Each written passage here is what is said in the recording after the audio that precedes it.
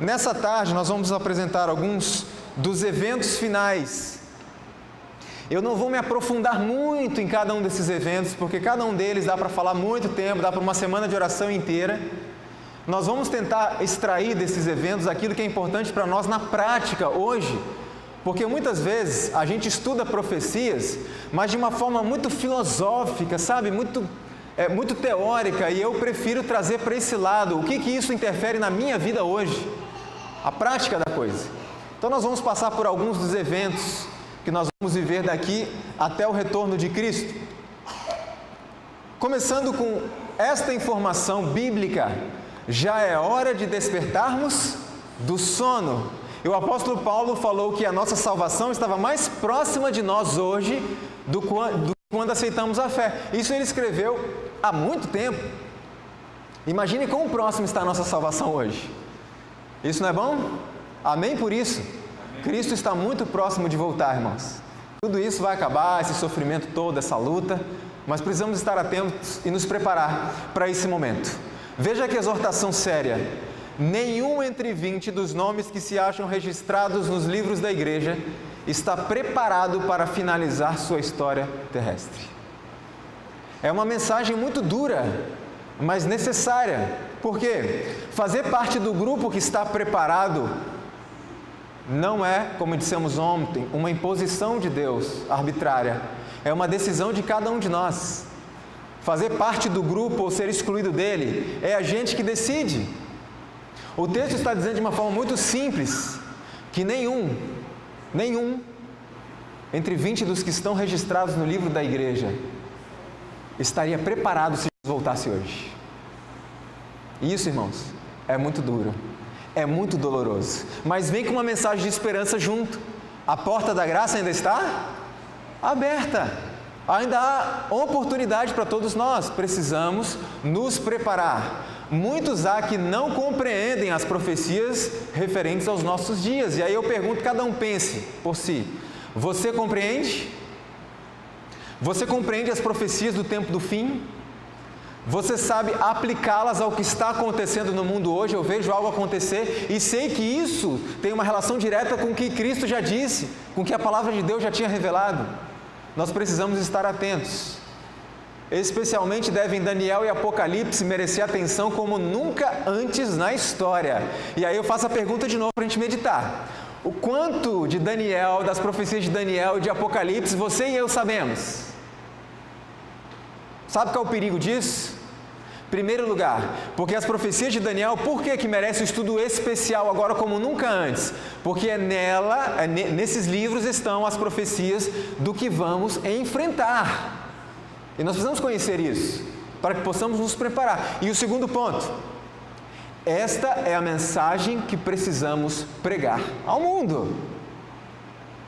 Eu costumo dizer o seguinte, como eu falei algo ontem à noite: muitas vezes nos preocupamos bastante com obras de caridade. Não há problema nenhum.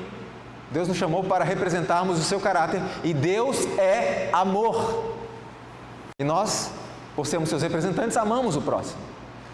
Porém, irmãos, não adianta absolutamente nada se eu mantiver uma família durante 50 anos com cestas básicas, com dinheiro, ajudando, sustentando, para que quando terminar tudo, essa família se perca. Então façamos obras de caridade, pratiquemos o amor ao próximo, mas não esqueçamos que precisamos avisar as pessoas do que está para sobreviver sobre a terra. Elas precisam se preparar. E se nós não fizermos isso, nós tiramos a oportunidade delas de se prepararem. E o que vai acontecer no final dos tempos? Vocês sabiam? E não me disseram.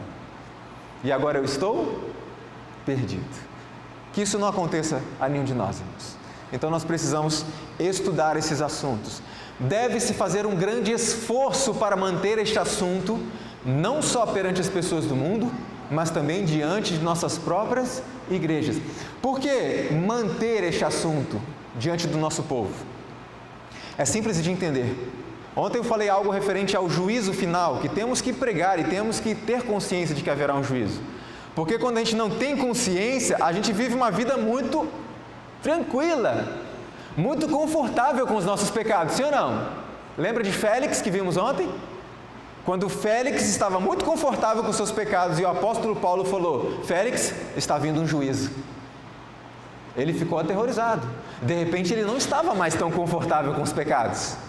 Então nós precisamos manter isso. Por quê? Quando alguém traz uma mensagem de despertamento à igreja, uma mensagem sobre a volta de Cristo, sobre os eventos finais, as profecias do fim, a igreja se mexe. Pessoas são despertadas. Porém, quando é que esse assunto vai ser falado novamente? Daqui a 6 meses? O que acontece nesse período de 6 meses? As pessoas voltam a esfriar. Por isso que a irmã White disse: mantenha esse assunto diante do povo e as pessoas do mundo, para que se crie em nós um senso da nossa responsabilidade, para que se crie em nós um sentimento de reverência e de compromisso com as coisas de Deus, porque o fim está muito próximo. Ninguém pense que está isento do perigo de ser pego de surpresa. Ninguém pense que está isento de ser pego de surpresa pelos eventos que virão. E a irmã White diz assim: os acontecimentos finais serão muito rápidos. Ou seja, aqueles que esperam acontecer algo grande para começar a se preparar, não terão tempo, porque quando vier um acontecimento grande, virá outro, e outro, e outro, e outro, e a porta da graça fecha. E não vai dar tempo. O momento de preparo é agora. Veja, por que é importante para nós estudarmos as profecias?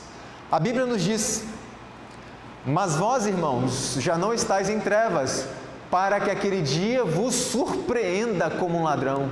Não durmamos, pois, como os demais, mas vigiemos e sejamos sóbrios. Por que é importante nós estudarmos as profecias do tempo do fim? Para que esses eventos não nos surpreendam, não nos pegue de surpresa como um ladrão. Olha que detalhe interessante aqui. A Bíblia diz que Cristo viria como um ladrão, ok? E a gente ouve, a gente prega, mas me responda uma coisa: o ladrão avisa quando vai vir na sua casa te roubar? Avisa? O ladrão, ele dá sinais de que está se aproximando da sua casa? Não. Então, como assim Cristo virá como um ladrão, se ele deu inúmeros sinais? Inúmeros avisos para dizer: filhos, eu estou chegando. É simples de entender, irmãos, porque esse texto não se refere à volta de Jesus. Esse texto se refere a um evento que irá determinar o destino de cada alma e que pegará as pessoas de surpresa. Porque nós temos que entender que quando Cristo vier, Ele não vem para salvar pessoas, Ele vem para buscar os que foram salvos. O que vai determinar se eu serei salvo ou estarei perdido é o que acontecer antes da volta de Cristo. E são esses eventos que virão como ladrão e as pessoas não vão perceber até que seja tarde demais. Por isso precisamos estar constantemente em estudo da palavra e em oração diária. Por que os judeus rejeitaram a Jesus Cristo? Alguém já parou para pensar? Existiam profecias claras e evidentes a respeito da vinda do Messias? Sim. E por que mesmo assim rejeitaram? 2 coisas. Aliás, 3. Primeiro, os judeus não estudavam o quê? Profecias. Não estudavam. Poucos estudavam. Segundo ponto, como eles não estudavam profecias, quando Cristo veio, eles tinham que perguntar para alguém que se dizia conhecedor, sim ou não? E eles foram perguntar para quem? Fariseus. É o Messias esse aí? E os fariseus disseram? Não. E eles acreditaram e rejeitaram a Cristo. Terceiro ponto, por que os judeus rejeitaram a Cristo? Porque eles inverteram as profecias. Haviam 2 profecias da vinda de Cristo, a primeira e a segunda vinda. Ok? Eles inverteram. Eles acharam que Cristo vinha na primeira vez como viria na segunda. Quer ver? Eles acharam que Cristo viria como um rei, cheio de glória e majestade, iria livrar Israel do poderio romano. Mas Cristo veio como um servo, um homem humilde, veio ensinar, veio dar exemplo, veio salvar as pessoas. Vocês entendem como eles inverteram as coisas? Agora eu pergunto, Temos feito a mesma coisa, irmãos? A mesma coisa. Invertemos as profecias. Mas como assim, Leandro? Nós acreditamos que Cristo agora virá como um servo, como um homem simples, que vem para salvar, para perdoar. Só que dessa vez, Ele vem como um rei. Vocês entendem como a gente repete os mesmos erros? Agora Ele vem como rei. Agora Ele não vem para perdoar e salvar. Agora Ele vem para buscar aqueles que foram perdoados e salvos. Então precisamos estar atentos. E quando eu me deparo com esta imagem, irmãos, e me coloco no lugar deste homem, eu tremo, porque eu não me sinto pronto para este momento. Você se sente? E é bom que a gente não se sinta pronto, porque cada vez mais a gente vai buscar o quê? A Cristo, cada vez mais. Não cometamos o erro comum à Laodiceia. Já estou rico, já estou abastado, não preciso de mais nada. Tenham muito cuidado com isso. Há na igreja muitos achando que compreendem aquilo em que creem, porém, quando sozinhos, forçados a explicarem por si mesmos suas crenças, percebem que suas ideias são confusas em relação ao que têm aceito como verdade. É importante nós lembrarmos que Cristo não vai nos salvar em grupo, Ele vai salvar cada um individualmente. A palavra de Deus diz que nós temos que estar preparados para dar àqueles que nos pedirem o quê? A razão da esperança que há em nós, a razão da nossa fé. E muitas pessoas saem alegremente pelas ruas da cidade, não estou dizendo que isso é errado, distribuindo livros, folhetos, participando do trabalho missionário. Isso é lindo. Só que tem um detalhe: se em algum momento a pessoa para quem você entregou o folheto te pegar pelo braço e disser, me explica isso daqui. Ah, peraí que eu vou chamar o pastor Joel. Não. Me explica, você. É você, eu quero entender isso aqui. Quando nós somos separados do nosso grupo e alguém nos confronta, só eu e ele, na faculdade, no trabalho. E a irmã White diz que muitos não sabem aquilo que acreditam, acham que sabem aquilo que creem, mas quando estão sozinhos, não conseguem defender a sua fé. Então isso é muito sério, nós precisamos estudar, precisamos buscar o Senhor, precisamos orar para recebermos sabedoria do Espírito Santo, para que possamos dar às pessoas que pedirem a razão da esperança que há em nós. Agora vejam, acham-se diante de nós provações com que nunca sonhamos. Olha como isso aqui é importante e sério. Você acha que Moisés sofreu? Você acha que o apóstolo Paulo sofreu, Estevão, os mártires da Idade Média? Você acha que sofre? Todos nós passamos por lutas, né, irmãos? Todos nós. Mas a profecia diz assim, que acham-se diante de nós, está vindo por aí uma provação com que nós nunca sequer sonhamos. A gente nem imagina a provação que está vindo por aí. E eu vou repetir o que eu vou falar agora várias vezes durante essa palestra. Não fique com medo do que vem por aí. Fique com medo do que você está fazendo com a sua vida agora. Sabe por quê? Porque dependendo do que eu estou fazendo com a minha vida hoje, se eu estou buscando a Deus em oração, estudo da sua palavra, fazendo as reformas que Ele pediu que nós fizéssemos, não para sermos salvos, mas por amor àquele que pediu, quando vier a grande prova, estaremos prontos. A vitória já foi garantida na cruz, é só se apropriar dela. Então essas mensagens são para despertar, não para causar pânico. Então não tenha medo do que vai acontecer, tenha medo do que está acontecendo agora na sua vida. É isso que precisamos lembrar. Nós passaremos por provas, irmãos, uma crise que ninguém em toda a história da humanidade passou. Nem os valdenses, nem o povo lá da Idade Média, ninguém.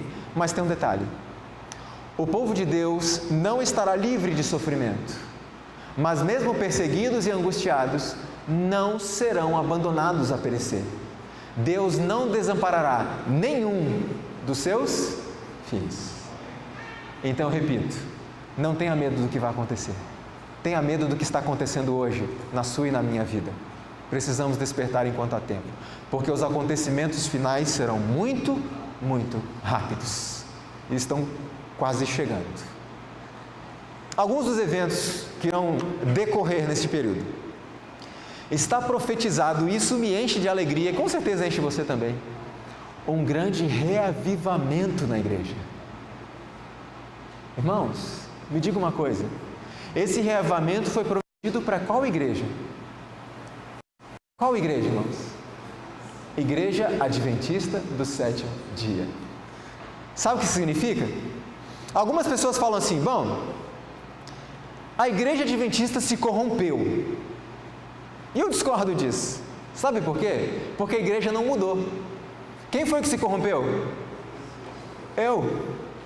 Porque a Bíblia é a mesma, o Espírito de Profecia é o mesmo, o manual da igreja está aí, os documentos oficiais da igreja estão aí, então as orientações não mudaram, mas eu mudei. Então eu me corrompi e trouxe a minha forma corrupta de viver para dentro da igreja. Só que algumas pessoas fazem o seguinte diante desse contexto. Bom, como a igreja se corrompeu, eu não vou mais para a igreja. Porque eu não me corrompi, então eu vou ficar em casa, eu vou fazer meus cultos em casa. Vou adorar Deus em casa. Eu pergunto, nós podemos adorar Deus em casa? Sim ou não? Não só podemos, como devemos. Um dia uma irmã me perguntou assim, irmão, eu posso adorar Deus em casa? Eu falei, não só pode, mas você também deve. Então por que eu preciso vir para a igreja? E eu disse a ela o seguinte, você ama Cristo? Ela disse, profundamente. Eu falei, você tem certeza disso? Tenho, certeza. Ok. Então para aqueles que amam a Cristo profundamente, não é uma questão de poder ou não poder ir à casa dele. Se as portas estão abertas, e é a casa do meu melhor amigo, eu vou. Outro grupo de pessoas faz o seguinte, eu vou sair da igreja e vou abrir outra igreja. Uma igreja pura, santa, perfeita, tudo direitinho. Só que o reavivamento prometido foi para qual igreja? Essa aqui. A última, tem uma oitava na Bíblia? Não. Então, irmãos, se você e eu queremos participar do reavivamento, permaneça aqui. A igreja tem problemas, nós temos dificuldades na igreja, temos muitas dificuldades, temos muitas lutas, nós somos a igreja militante, estamos na luta, mas esta é a igreja. E se você tiver dúvida do que fazer, faça o que fez Moisés.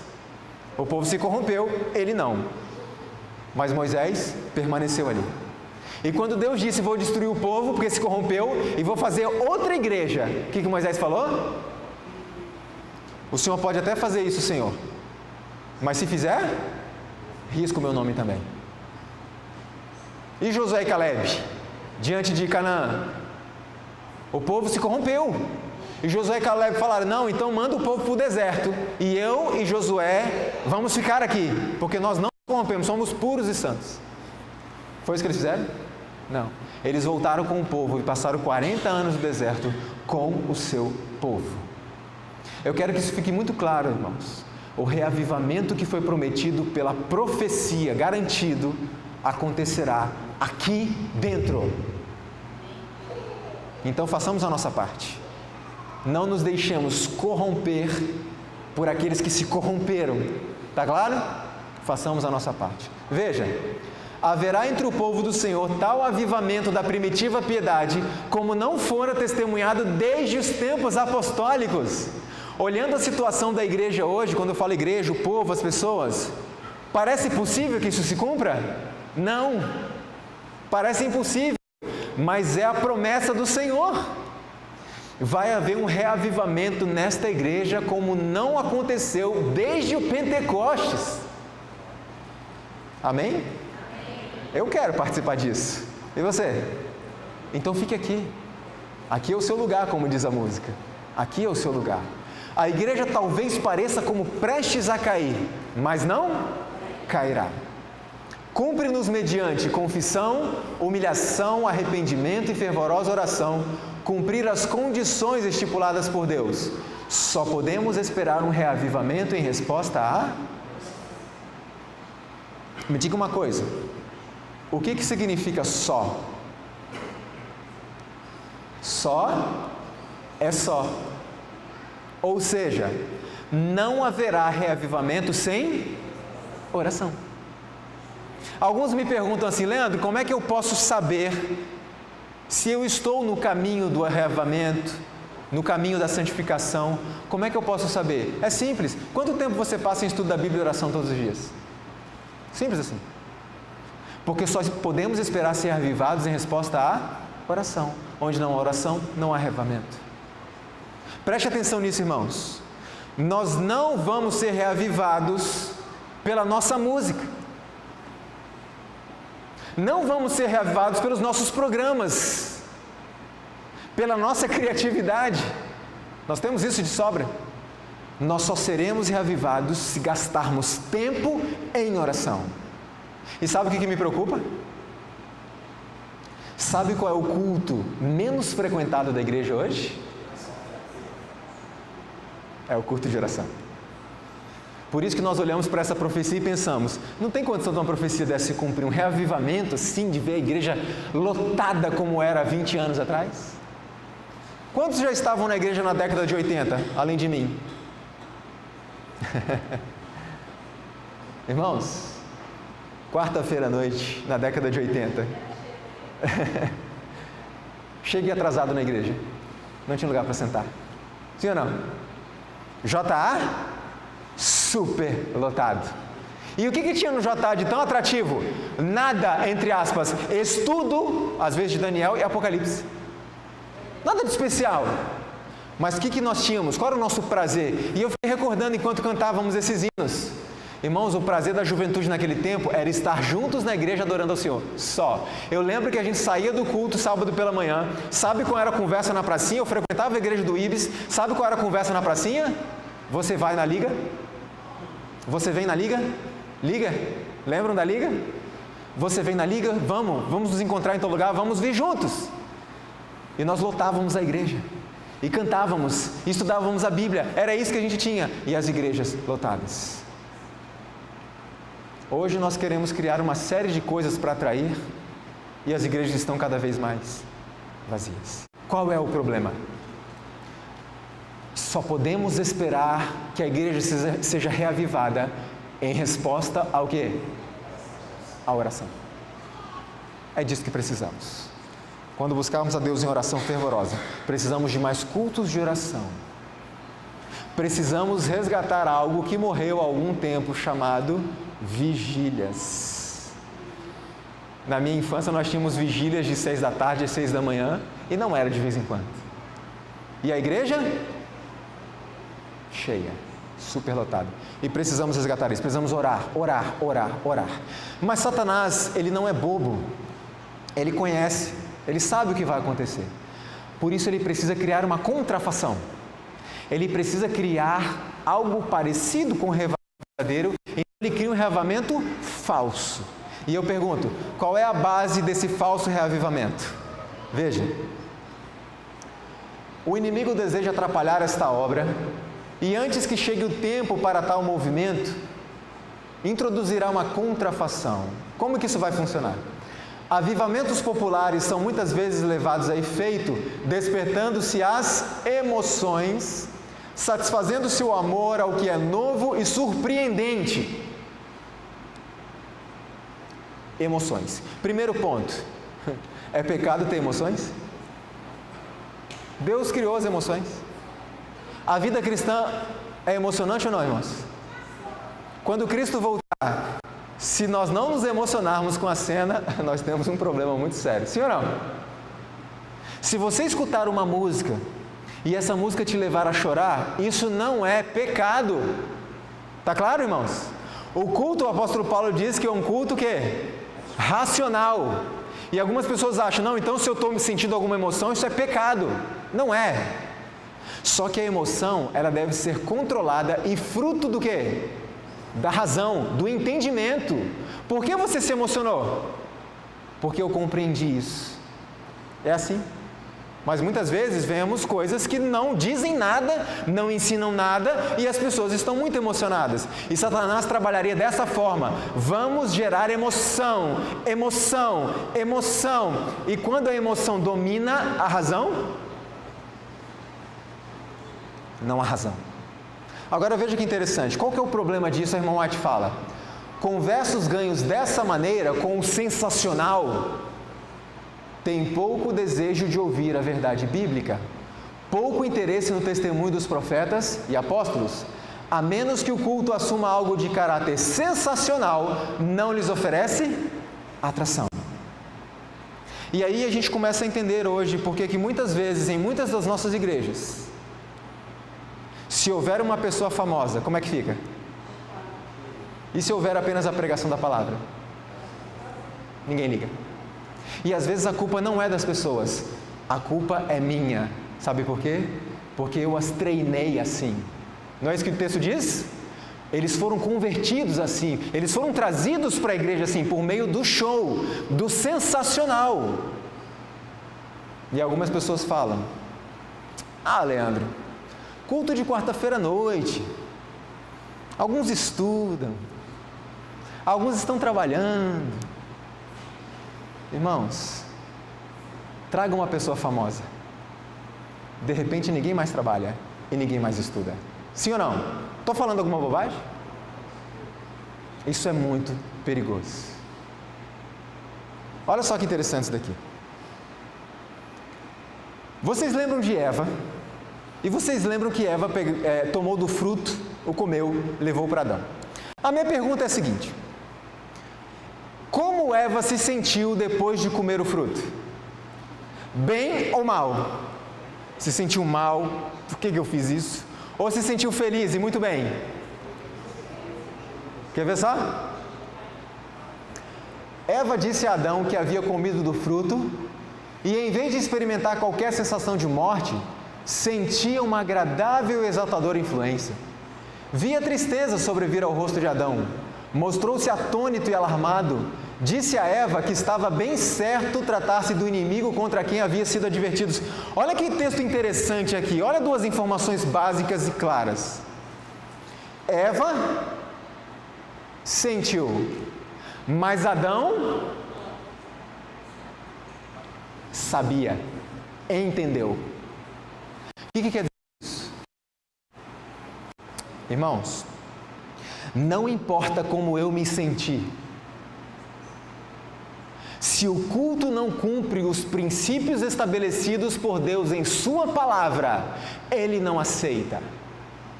Não importando se eu me senti bem, porque os sentimentos não podem ser critério para definir se algo é ou não aceitável ao Senhor. Deus requer de nós o assim, diz o Senhor. Porque Eva comeu o fruto proibido, Deus falou: não coma. E se sentiu bem. Sentiu. Mas Adão entendeu. Continua o texto dizendo assim, ó. Eva, ela assegurou-lhe que não estava sentindo nenhum mau efeito, mas ao contrário, uma influência muito agradável, e insistiu com ele para que comesse. Adão o quê? Está vendo a diferença aqui de novo? Adão compreendeu, Eva sentiu. Adão compreendeu muito bem que sua companheira transgredira a única proibição a eles imposta como prova de sua fidelidade e amor. Eva razoou que a serpente dissera que certamente não morreriam e que suas palavras tinham que ser verdadeiras. Por quê? Pois não sentia qualquer sinal do desagrado de Deus, mas uma agradável influência como imaginava que os anjos sentiam. Eva não apenas se sentiu bem, mas com base no seu sentimento, ela disse a Adão: Adão, é bem provável que o que a serpente falou é verdade. Como é que você sabe, Eva? Olha a palavra. Como é que você sabe que é verdade o que a serpente falou? Ah, porque eu estou me sentindo bem. Isso é falso reavivamento. O verdadeiro reavivamento tem como base e fundamento a oração. E o assim diz o Senhor, e não aquilo que as pessoas sentem. Obviamente que por meio do trabalho do Espírito Santo em nossa vida, nós começamos a sentir cada vez mais prazer no assim diz o Senhor, nas coisas que Deus gosta. Agora veja, irmãos, não são teus sentimentos, tuas emoções que te tornam filho de Deus, mas sim o fazer a vontade de Deus. Satanás leva o povo a pensar que, por terem sentido um êxtase de sentimento, estão convertidos. Sua vida, porém, não experimenta mudança. Seus atos são os mesmos de antes. Sua vivência não vai além dos sentimentos. Como eu disse, não é pecado o sentimento. Não é pecado se sentir bem. Mas junto com o sentir bem, tem que estar o assim diz o Senhor. Está de acordo com assim diz o Senhor? Ok? A santificação bíblica não consiste em forte emoção. Eis onde muitos são levados ao erro.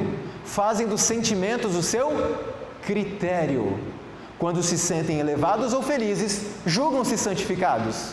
Sentimentos de felicidade ou ausência de alegria não é evidência de que a pessoa esteja ou não santificada. Se eu sair de um culto extremamente incomodado e aborrecido, aquele culto pode ter sido uma bênção? Sim ou não? Sim. Sabe o que pode ter significado? O Espírito Santo me incomodando. Provocou mudança. Olha uma coisa interessante que meu pai sempre me disse.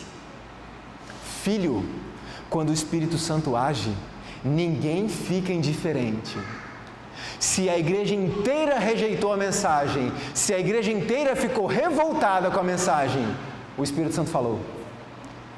Porque quando o Espírito Santo age, ou você se opõe, ou você aceita. Então, se eu sair incomodado, pode ter sido uma bênção, porque é o Espírito Santo falando comigo. Filho, acorde, eu quero salvar você. Em contrapartida, pode ter um culto que eu saí muito feliz, muito alegre e não ter sido uma bênção? Pode. Um culto que me manteve na mesma condição, sem atentar para o tempo que estamos vivendo. Temos que prestar muita atenção nisso, irmãos, porque muitas pessoas vão perder a salvação por nossa culpa.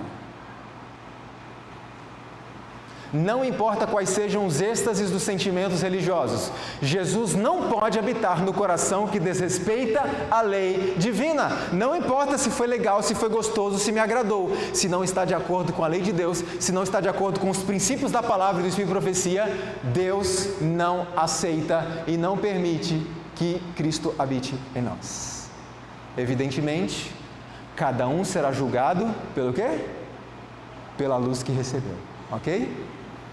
Uma concepção errônea do caráter, perpetuidade e vigência da lei divina tem ocasionado erros quanto à conversão e santificação, resultando em baixar na igreja a norma da piedade. Estamos ainda dentro de um contexto do falso reavivamento.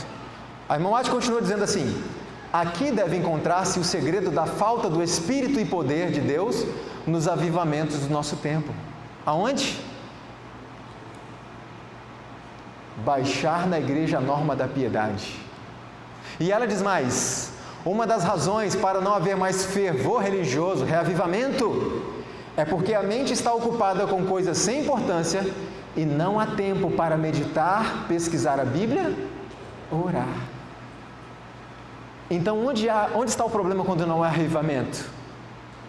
Não está havendo estudo individual da palavra, não está havendo oração individual e as normas estão sendo baixadas. Falso reavivamento, sem Bíblia, sem oração, sem normas. Vivifica-me, disse o salmista, segundo a tua palavra. Todo reavivamento, irmãos, passa pela palavra e pela oração. Não tem como acontecer sem isso. Porque sem mim, disse Cristo, nada podeis fazer. Outro evento, o selamento. Qual é o selo de Deus? Qual é o selo de Deus? O sábado. Qual é a marca da besta? Não responda, eu já sei. É um chip implantado sobre a pele, ou na testa, ou aqui na mão. Não? Um código de barra? Alguma marca física? Não? Vamos comprovar isso? Veja que interessante. Quando disse que o sinal de Deus será colocado sobre a testa e a mão, significa o quê? Que é um sinal físico? Como é que nós entendemos isso? Veja só uma exortação de Deus lá no passado ao povo de Israel. E estas palavras que hoje te ordeno estarão no teu coração e as ensinarás a teus filhos. Também as atarás por sinal na tua mão e te serão por frontais entre os teus olhos. O que é o frontal entre os olhos? Testa. Eu pergunto, as pessoas então andavam com a lei de Deus amarradas na mão? Ou com a lei de Deus coladas na testa? Não. O que significa a testa e a mão? Testa, compreensão, convicção, aceitação. E mão? Obras. O resultado, as obras. Agora veja que interessante. Santificai os meus sábados e servirão de sinal entre mim e vós. O sinal de Deus é o sábado. O sinal ou selo de Deus é revelado na observância do sábado do sétimo dia. A marca da besta é o oposto disso, a observância do primeiro dia da semana. Tá claro, irmãos? E aí tem um outro texto da irmã White que ela diz assim, que o domingo ainda não é a marca da besta, se tornará quando for obrigatório, quando for por lei, ok? Agora veja que interessante, o sinal de Deus é revelado na observância do sábado. E tem muitas pessoas que acreditam que serão selados unicamente porque têm o nome de Adventista do sétimo dia. E não é isso que o texto diz. O sinal de Deus será colocado naqueles que observam o sábado. Por que o sábado? Porque o sábado nos apresenta Deus como nosso Criador. Aquele que é o único digno de adoração. Por quê? Porque foi quem nos criou. Existem condições para sermos selados, sim ou não? Existem condições. A Bíblia é cheia de sis. Se o meu povo, que se chama pelo meu nome, te coloquei como cabeça e não como cauda, se obedeceres. Então existem alguns sis. Veja, a grande multidão dos cristãos professos deparará com amargo desapontamento no dia de Deus. Por quê? Eles não têm na testa o selo do Deus vivo. Sendo mornos e indiferentes, eles desonram muito mais a Deus do que o descrente confessa. Primeira coisa, o selo de Deus não será colocado à testa de uma pessoa indiferente. O que é indiferença? Algumas pessoas dizem assim, que o contrário do amor não é o ódio. Sabe por quê? Segundo as pessoas. Porque quando você odeia alguém, você está pensando nela o tempo todo. Alguns dizem que o contrário do amor é a indiferença. Tanto faz como tanto fez, você não está nem aí para ninguém. E o que é isso no contexto cristão? É quando pessoas vão às igrejas trazer mensagens de despertamento, mensagens dizendo que Cristo está voltando, não estamos prontos, precisamos nos preparar. E alguns não dão a menor importância. Indiferença. Para mim, entra aqui, sai aqui, tanto faz como tanto fez. Nem todos os que professam guardar o sábado serão selados. Os que professam guardar o sábado serão selados. Muitos há mesmo entre os que ensinam a verdade a outros, que não receberão na testa o selo de Deus. Tinham a luz da verdade, souberam a vontade de seu mestre, compreenderam todos os pontos de nossa fé, mas não tiveram as obras correspondentes. Sabiam a verdade, mas não praticaram a verdade. Estes não receberão o selo de Deus, ainda que sejam adventistas do sétimo dia. O selo de Deus jamais será colocado à testa de um homem ou mulher impuros, cobiçosos, amantes do mundo, de língua falsa ou coração enganoso. A palavra de Deus diz: não ameis o mundo, nem o que no mundo há. Se alguém ama o mundo, o amor do Pai não está nele. Porque aquele que se fizer amigo do mundo, constitui isso o quê? Inimigo de Deus. E eu não preciso dizer para vocês o que é ser amante das coisas do mundo. Quando falamos de coisas do mundo, pense naquilo que você ouve, pense naquilo que você assiste, pense naquilo do que você se alimenta, pense na maneira como você se veste. Ah, Leandro, mas isso é salvação pelas obras. Não, nós vimos ontem. Qual é o plano de Deus? Se fazer conhecido por meio de nós. E quem é que faz isso em nós? Ele. E nós precisamos permitir. Como? estudo da Bíblia diário, oração diária e as reformas necessárias para sua mente estar apta a compreender, a captar as impressões do Espírito Santo. O selo do Deus vivo só será colocado sobre os que possuem uma semelhança com Cristo no caráter. Semelhança é igualdade, irmãos? Sim ou não? Não. Qual é a diferença do caráter de Cristo para o nosso? Uma coisa: o caráter de Cristo nunca foi manchado pelo quê? Pelo pecado. O nosso já foi. Então nós precisamos entender, como falamos ontem, que Deus tem um alvo o quê? Elevado para os seus filhos. Elevado. Nenhum de nós jamais receberá o selo de Deus enquanto o caráter tiver uma nódoa ou mácula sequer. Cumpre-nos remediar os defeitos de caráter, purificar de toda contaminação o templo da alma. Os que se estão unindo com o mundo, se amoldando ao modelo mundano, estão se preparando para o sinal da besta. Os que desconfiam do eu, que se humilham diante de Deus e purificam a alma pela obediência à verdade, estão recebendo o molde divino e preparando-se para receber na fronte o selo de Deus. Quando vir o decreto e o selo for aplicado, seu caráter permanecerá puro e sem mácula para toda a eternidade. Esse é o alvo que Deus tem para nós. Agora, o grande problema é quando as pessoas estão buscando o alvo de Deus.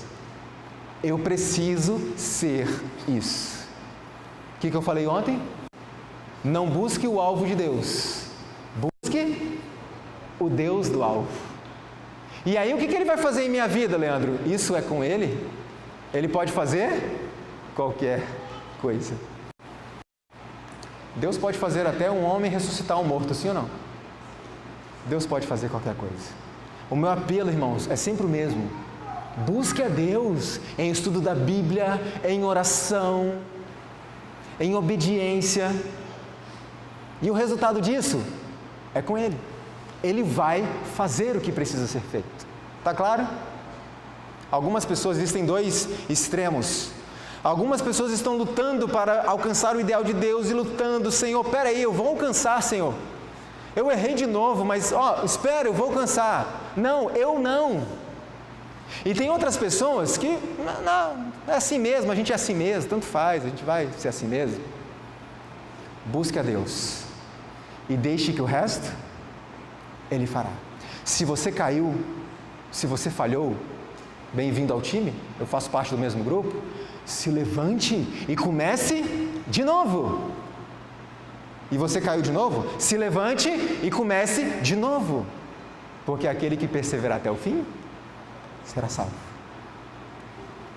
Jesus não muda o caráter em sua vinda. A obra de transformação precisa ser feita agora.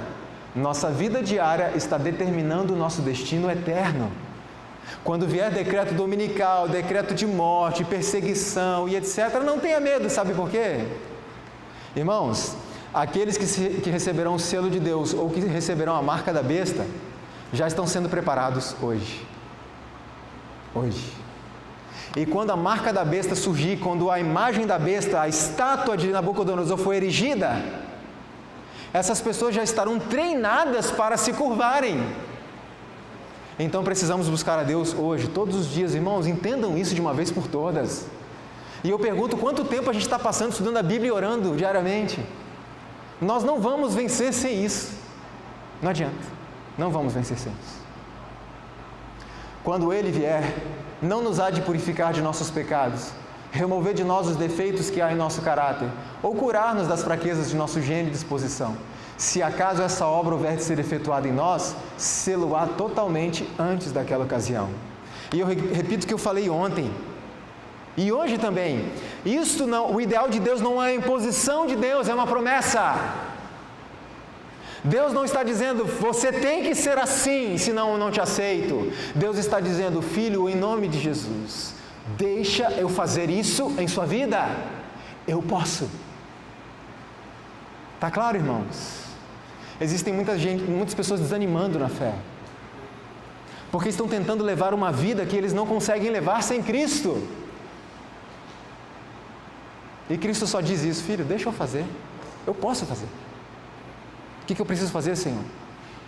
Estude a sua Bíblia diariamente, ore diariamente, E por favor, tira da sua vida aquelas coisas que eu pedi, porque essas coisas estão me atrapalhando. A irmã White tem um texto que diz assim: mais do que qualquer outra coisa estão os divertimentos contribuindo para anular a operação do Espírito Santo. Ou seja, se eu estudo muito a Bíblia e oro, mas eu mantenho hábitos que Deus proíbe, esses hábitos anulam o estudo da Bíblia e a oração. Permanecei em mim e eu em vós, porque sem mim nada podeis fazer, nada podeis fazer. E nós poderemos dizer, se permanecemos em Cristo, como o apóstolo Paulo: já não vivo eu, mas Cristo vive em mim. Esse é o ideal de Deus para a nossa vida, Cristo vivendo em nós. Chuva serôdia. O que é a chuva serôdia? Alguns dizem assim: chuva serôdia é o poder do Espírito Santo. E eu pergunto: o Espírito Santo está entre nós hoje? Há poder do Espírito Santo entre nós hoje? Então a chuva serôdia não pode ser só o poder do Espírito Santo, tem que ter algo mais. O quê? O poder do Espírito Santo, o derramamento do Espírito Santo de uma forma mais intensa, copiosa, torrencial. Agora tem um detalhe importante, irmãos.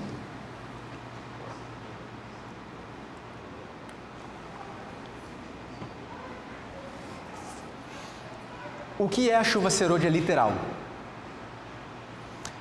Existiam dois tipos de chuva. A primeira era a chuva temporã, que servia para quê? Preparar o solo. E depois a chuva serôdia servia para quê? Para a colheita. Agora veja que interessante. Seria possível você colher alguma coisa sem chuva temporã? Não. Então qual que é na prática para nós hoje, como eu disse no começo? Eu gosto de trazer essas informações para o nosso dia a dia. Significa que não receberá chuva serôdia quem não estiver recebendo diariamente o quê? A chuva temporã. E como é que se recebe a chuva temporã? Diariamente, que prepara o solo para receber a semente, para que a semente cresça, amadureça e produza frutos? Eu vou parecer repetitivo aqui, irmãos, mas eu preciso ser. Estudo da Bíblia, oração e as reformas para a mente estar apta a receber as impressões do Espírito Santo. A chuva serôdia é o poder do Espírito Santo de uma forma mais intensa que será derramado no seu povo. Você quer receber? Eu quero muito receber essa chuva, irmãos. Mas para isso precisamos estar recebendo a chuva temporã. Conheçamos e prossigamos em conhecer ao Senhor. Olha o segredo. E Ele a nós virá como chuva serôdia que rega a terra.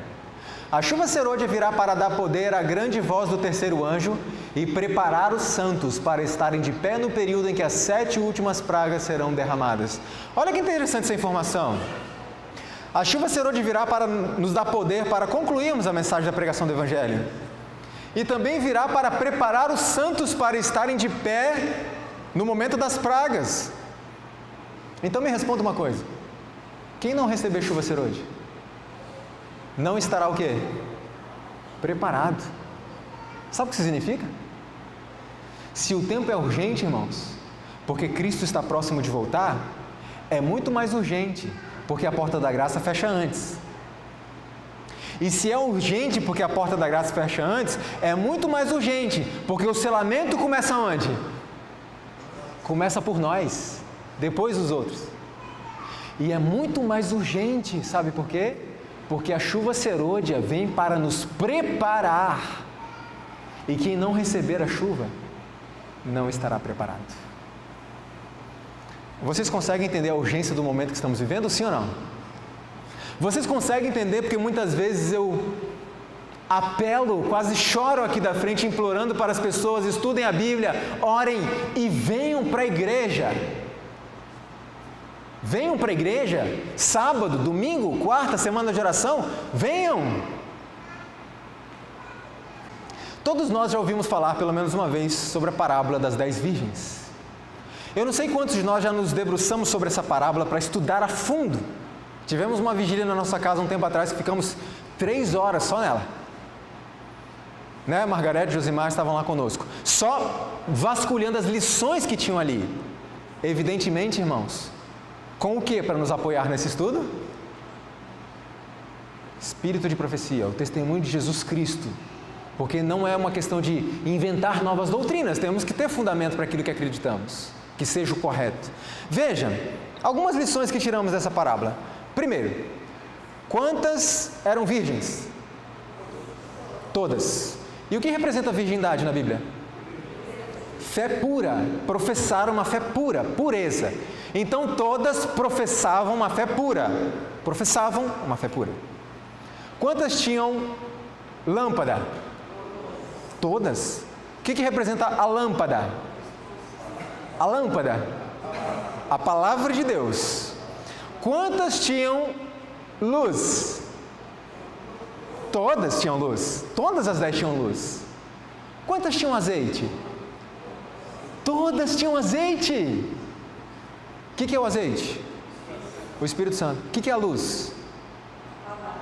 A luz? O testemunho. Vós sois a luz do mundo. A lâmpada, a palavra de Deus, a luz do nosso testemunho. Então todas professavam uma fé pura, todas tinham a palavra de Deus, todas davam um bom testemunho e todas a princípio tinham o quê? O Espírito Santo. Olha só, aqui não está falando de um grupo que é hipócrita. Os hipócritas são tratados na parábola que vem antes, a parábola do servo mau. Aqui não é um grupo que tem 5 pessoas ali legais e 5 hipócritas, não é isso. Agora veja que interessante, qual era a diferença entre elas? Vocês percebem que elas eram muito parecidas? Qual era a diferença? O que as diferenciou?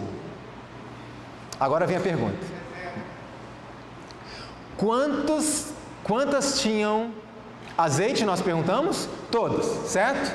Mas o diferencial era o seguinte: 5 delas tinham azeite na lâmpada e aonde mais? No vaso, na vasilha, certo? 5 delas tinham azeite na lâmpada, mas não tinham aonde? Na vasilha, no vaso. Eu pergunto, o que representa o vaso? Eu quero ser, Senhor amado. O quê? O que representa o vaso? O vaso sou eu, o vaso é o meu interior, eu. Então aqui está a diferença, elas eram muito parecidas, todas elas. Pregavam a verdade presente, aguardavam ansiosamente o noivo, tinham a Bíblia, ensinavam a Bíblia, davam um bom testemunho. E até pessoas se convertiam pelo testemunho dela, porque havia azeite aonde? Ali na lâmpada. Mas tem um detalhe, elas não tinham azeite aonde? Em si mesmas. Ou seja, a sua pregação pode ter levado muitas pessoas à salvação, à conversão aos pés de Cristo, mas a sua pregação não mudou a sua própria vida. Não tinham o Espírito Santo na sua vida. A irmã White diz em Parábolas de Jesus, além de outras coisas, que as virgens loucas são aquelas pessoas que vão, estou usando as minhas palavras, que vão na empolgação da galera. Sabe? Vamos lá, vamos pregar, vamos defender esta verdade, é a nossa verdade distintiva. Temos que defender verdade presente, é isso, vamos pregar. Mas a verdade presente não está mudando quem? Seu próprio coração. E eu pergunto, qual foi o momento em que elas perceberam que não tinham azeite no vaso? Quando foi ouvido o alto clamor, aí vem o noivo. Sabe o que significa para nós?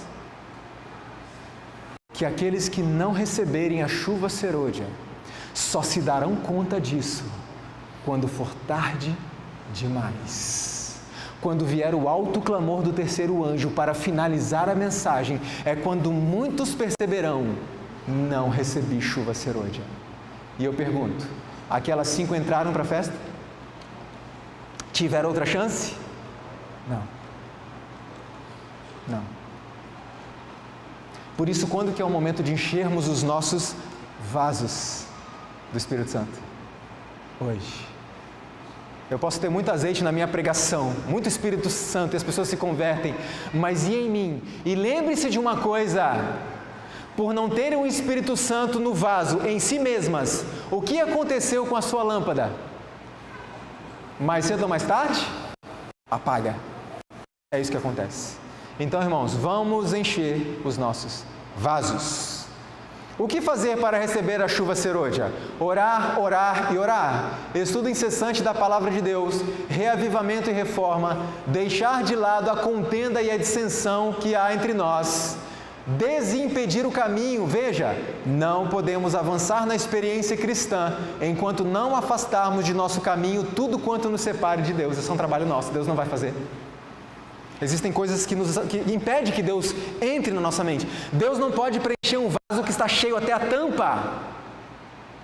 Mas, Senhor, eu estou orando, eu estou estudando a Bíblia. E Deus fala, mas filho, o teu vaso está cheio de outras coisas. Ore, estude a Bíblia, mas esvazie essas coisas, para que eu possa encher das coisas celestiais. Se o povo de Deus não fizer esforços de sua parte, mas apenas esperar que sobre eles venha o refrigério, para deles remover os defeitos e corrigir os erros, serão achados em falta. Tem muita gente achando assim, eu vou viver minha vida do jeito que eu quero, e quando vier a chuva serôdia, pá, eu vou ser transformado imediatamente. Não se engane, isso não vai acontecer. Só vai receber chuva serôdia quem está recebendo a chuva temporã, todos os dias. O poder de Deus, aliado ao esforço humano, operou em nosso proveito uma gloriosa vitória. Nosso esforço se deve sempre unir ao divino. Se trabalharmos para vencer todo o defeito de nosso caráter, Deus nos dará mais luz, força e auxílio, como dissemos ontem. Eu me esforço pela faculdade, eu me esforço pelo trabalho, eu me esforço para ter várias coisas porque eu quero aquilo. E eu não me esforço para vencer o pecado, então Deus entende que eu não quero. E Ele respeita. Mas quando Ele me vê me esforçando para vencer os meus defeitos de caráter, Ele olha para mim, sorri e pensa, o Leandro, coitado, não vai vencer nunca sem mim. Mas ele está se esforçando tanto, ele está mostrando tanto que ele quer isso, que eu vou ajudá-lo, que eu vou dar o meu poder para ele. Está claro, irmãos? Esforça-te, que eu te ajudo. Ou seja, o texto está dizendo assim, não se esforce e eu não te ajudo. Então precisamos nos esforçar, mas nosso esforço é sempre insuficiente. Os anjos, ao perceberem que estamos fazendo o último esforço possível para sermos vencedores, realizarão sua parte, e sua luz brilhará em torno de nós, dissipando a influência dos anjos maus que nos rodeiam. Criarão uma fortificação semelhante a muros de fogo à nossa volta, quando nós tivermos feito o último esforço possível. Como eu disse ontem, o esforço, aliás, o poder de Deus não vem em substituição ao esforço, mas em socorro. Em socorro. E Deus não fará por nós aquilo que Ele já nos deu capacidade para fazermos. E à medida que usamos a capacidade que Ele nos deu para fazermos, Ele vai fazer o quê? Nos dá mais poder. Porque Deus não vai dar poder para mim se eu vou colocar o poder de Deus na minha gaveta. Vai? Não. Então Ele precisa me ver usando aquilo que eu já tenho para que Ele possa me dar mais. E cada vez mais. Sacudidura. Eu pergunto, quantas pessoas passarão pelo processo de sacudidura? Quantas? Todas passarão. Todos nós seremos sacudidos. O que é a sacudidura literal? Imagine ali, né, como aquele rapaz está ali. Eu gosto de pensar mais na peneira. A pessoa está ali com vários grãos ali dentro, e no meio dos grãos tem uma palhazinha. E ele joga aqueles grãos para cima, sacode a peneira. O que acontece com a palha? Ela voa. Eu pergunto, por que a palha voa? Porque ela é leve. Porque a palha é superficial. Porque a palha não tem conteúdo. Porque a palha não é pesada. Ela é leve. E por que o grão volta? Porque ele é sólido, ele é firme. Ele tem conteúdo. Agora veja que interessante. O que é sacudidura? É um momento que todos nós teremos que enfrentar como se fôssemos a única pessoa no planeta. Todos nós seremos provados individualmente. A igreja será sacudida. Entrarão doutrinas espúrias. não bíblicas, mas muito parecidas com a verdade. E todos serão sacudidos. Porém, aqueles que estão firmados, que têm conteúdo, aqueles que têm peso, eles também serão jogados para lá e para cá, mas permanecerão, porque eles não são leves.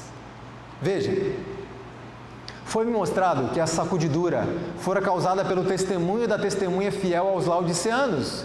Alguns não suportarão esse claro testemunho, se oporão a ele, e isto causará uma sacudidura entre os filhos de Deus. Qual que é o conselho da testemunha fiel aos laodiceanos? O que diz ali? Você acha que é um bom cristão? Você acha que é rico? Abastado? Que não tem falta de nada? Você acha que porque dá estudos bíblicos você é um verdadeiro cristão? Não estou dizendo que isso é errado. Vocês vão entender o que eu estou querendo dizer. Você acha que por distribuir folhetos você é um cristão? Você acha que porque vem na igreja só no sábado de manhã você é um cristão? Porque devolve o dízimo? Você é um cristão porque não trabalha no sábado? Mas você não é. Não é essa a carta, irmãos? A Laodiceia? E eu te aconselho que compre de mim ouro provado no fogo para que te enriqueças, vestes para cobrir a sua nudez, a justiça de Cristo, e colírio para quê? Você é cego. Eu pergunto, para alguém que é muito ativo na igreja, mas não tem uma vida de relacionamento com Cristo, pelo estudo da Bíblia, oração, é uma mensagem dura ou não? Muito, porque ele acreditava que a atividade dele é salvífica, e não é. E muitas pessoas, irmãos, se oporão. Essa mensagem vai ser pregada cada vez de uma forma mais direta. Isso vai causar uma sacudidura entre o povo de Deus. Agora deixa eu dizer uma coisa para vocês. Quem é que provoca em essência a sacudidura? É o Espírito Santo. É Ele. Não é o meu trabalho, não é o seu trabalho, não é o trabalho do pastor Joel, não é o trabalho de nenhum de nós. O nosso trabalho é levar a mensagem que Deus nos trouxe, que Deus revelou para nós e pediu que levássemos. Mas a sacudidura do povo, quem vai causar? É a pessoa do Espírito Santo. Todos os que não estiverem dispostos a assumir uma posição ousada em prol da verdade e a sacrificar-se por Deus e por sua causa, serão joeirados, ou seja, jogados para fora. Olha que informação importante. Como eu disse, eu gosto de pegar isso e trazer para o nosso dia a dia. O que isso importa para mim hoje? Assumir uma posição ousada em prol da verdade. Não é aquele famoso adventista agente secreto. Já ouviu falar dele? Aquele que passa 20 anos numa empresa e ninguém sabe que ele é adventista? Posição ousada, ou seja, quando toda a sociedade está dizendo, é este o dia, eu tomo uma posição ousada. Não, o dia é outro. Não é aquela coisa, veja bem, irmão, até que eu entendo que é mais ou menos, a gente pode até concordar. Não, uma posição ousada. Diante dos meus amigos da faculdade, dos meus colegas de trabalho, posição ousada. E aí quando o seu chefe te chama para trabalhar no sábado, as pessoas ficam aflitas, vão à igreja, pedem oração, irmãos, orem por mim, eu não sei o que fazer. Como não sabe o que fazer? O que temos que fazer? Assumir uma posição ousada em prol da verdade. Chefe, eu não virei, então vou te demitir. Não, o senhor não vai me demitir. Se eu for demitido, é porque Deus permitiu. Mas eu não virei. Ousadia. E a sacrificar-se por Deus e por sua causa. Sabe o que significa isso, irmãos? Eu sempre toco nesse assunto, porque eu quase choro quando eu falo disso. Me dói o coração. Vir ao culto numa quarta-feira à noite é sacrifício ou não é? Humanamente falando, é ou não é? Nós trabalhamos o dia todo. É sacrifício. E a serva do Senhor, inspirada por ele, disse, aqueles que não estiverem dispostos a sacrificar por Deus, serão lançados para fora, quando vier a sacudidura. Precisamos fazer, aliás, irmãos, estamos muito aquém do sacrifício, né? muito aquém. Nós precisamos começar a levar as coisas de Deus mais a sério. Sabe o que é um sacrifício? Estudar a Bíblia todos os dias e orar, todos os dias, é sacrifício? Assim, humanamente falando, é muito sacrifício, porque a nossa natureza faz o quê? Nos empurra para não fazer. Agora, à medida que persistimos nisso, se torna o quê? Um prazer. Mas em primeira instância é sacrifício. E mesmo que seja um prazer, às vezes se torna um sacrifício no seguinte sentido. Eu trabalhei de 7 da manhã às 6 da tarde, fui para a faculdade, cheguei em casa às 11 da noite. Que tempo eu tive para Deus naquele dia? De meia-noite às 6. Sim ou não? Se é o tempo que eu tive, eu tenho que usar. É um sacrifício. Porque muitas vezes requer que a gente abra mão daquilo até que a gente precisa. O descanso.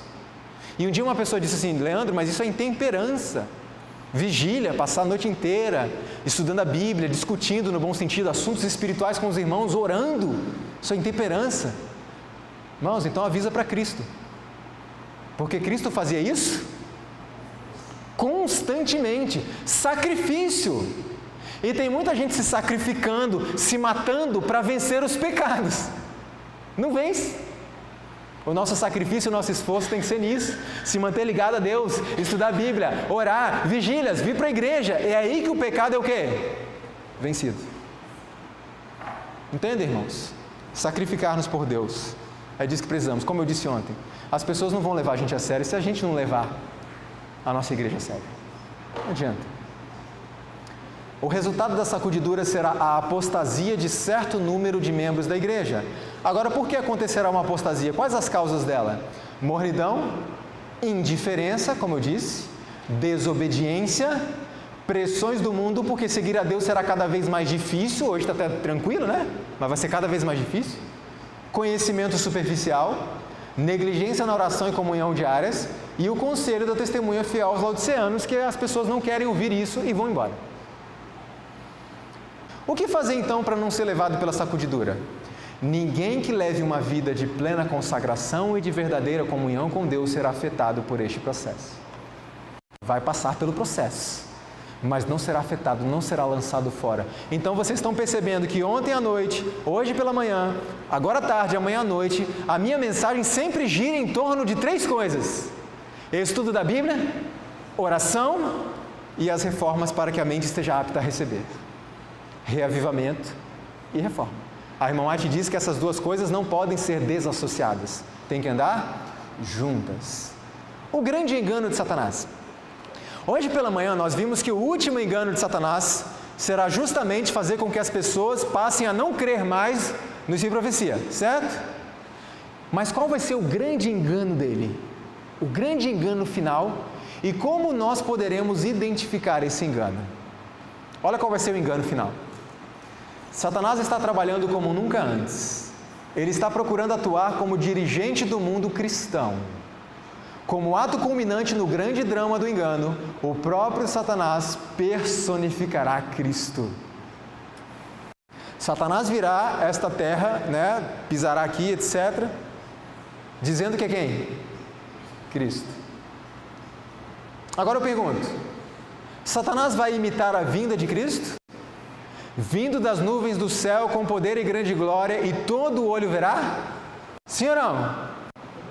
Não. Veja o que diz a serva do Senhor. Não será permitido a Satanás imitar a maneira do advento de Cristo. O Salvador advertiu seu povo contra o engano neste ponto e predisse claramente o modo de sua segunda vinda. Não há possibilidade de ser imitada esta vinda, será testemunhada pelo mundo inteiro. E aí algumas pessoas pensam assim, bom, como é que eu vou identificar que não é Cristo? Tem 2 formas muito simples. Primeiro, a Bíblia diz que todo olho o verá. Satanás vai vir e não vai ser visto pelo mundo inteiro ao mesmo tempo. Então está fácil. Segundo, a Bíblia diz que nós encontraremos o Senhor nos ares, certo? Então está fácil. Se pisou aqui, não é Cristo. Se não pode ser visto por todo mundo, não é Cristo. Mole. Fácil ou não, irmãos? Não é tão simples assim. Sabe por quê? Porque a questão não é saber se é ele ou não é. A questão é ter forças para resistir. Sabe por quê? Satanás virá como um ser glorioso, com uma voz doce e suave como a de Cristo, irá ensinar coisas lindas, maravilhosas como Cristo, e com toda aquela glória, manifestações sobrenaturais de poder, curas milagrosas. E ele vai procurar os governantes da terra e vai dizer assim: sabe por que estão acontecendo calamidades? Porque tem pessoas pisando na minha lei. E eu disse que o dia de guarda agora é qual? É o domingo. Eu pergunto, você está preparado para enfrentar essa pressão? Quando eu estou no trabalho e os meus colegas têm algumas conversas ali religiosas e começam a nos pressionar, você consegue suportar essa pressão, resistir firme na defesa da sua fé? Sabe o que vai acontecer nesse dia? Não vai ser seus colegas de faculdade, não vão ser seus colegas de trabalho, será toda a humanidade contra nós. Estamos nos preparando para enfrentar essa pressão? Vem amanhã à noite que você vai ver a pressão que vai ser. Então a questão não é identificar ou não. Muitas pessoas que seguirão Satanás saberão que não é Cristo. Mas vai ser tão bonito, tão glorioso, que eles não vão ter forças. Quer ver? Olha que simples. Sejamos muito sinceros, quando eu estou diante da minha televisão, eu sei identificar que aquilo é do diabo ou não? Se aquele programa é diabólico ou não, se aquele filme é do diabo, eu sei identificar, irmãos? É lógico que eu sei. É lógico, muitas pessoas quando eu converso sobre cinema, televisão, pornografia, etc., as pessoas falam: Nando, eu sei, né? Eu sei. Então a gente sabe. A pergunta é: para de ver. Por que a gente não muda de canal? Porque a questão não é saber se é do diabo ou não. A questão é ter forças para resistir. E é isso que precisamos buscar hoje. E aí eu pergunto: os nossos eventos, programações, cultos, reuniões de pequenos grupos, congressos e etc., estão preparando o nosso povo para enfrentar as pressões que estão se aproximando?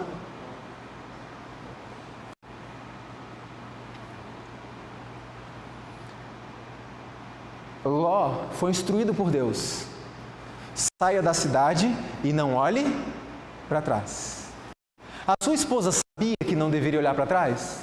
Sabia que ia morrer se olhasse? E por que olhou?